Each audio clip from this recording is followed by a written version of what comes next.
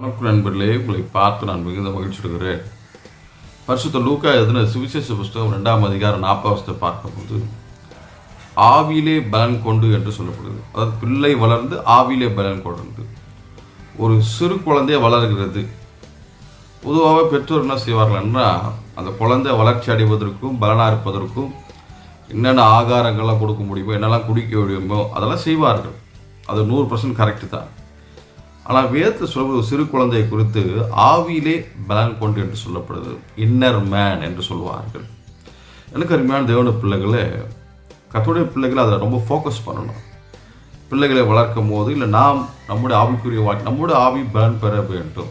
கர்த்தருடைய சமூகத்தில், கர்த்தருடைய வார்த்தையில், தேவ சத்தத்தில், ஜபத்தில் நம்முடைய ஆவி என்பது பலன் கொள்ள வேண்டும். அப்போ தான் வெளி தோற்றமான சரீரத்துலேயும் உலக வாழ்க்கையும் எவ்வளோ பிரச்சனை வந்தாலும் நம்ம ஆவியில் பலம் பெற்றதுனால நம்ம எதுக்கும் சோர்ந்து போகவே முடியாது, எல்லாத்தையும் வெற்றி பெறுவோம். அதான் பிள்ளை வளர்ந்து ஆவிலே பலன் பெற்றதுன்னு சொல்லப்படும். நம்முடைய வாழ்க்கையில் ஆவி பலப்பட்டு கர்த்தருடைய ஆசீர்வாதத்தை அளவு பெற்றுக்கோங்க. Bless you.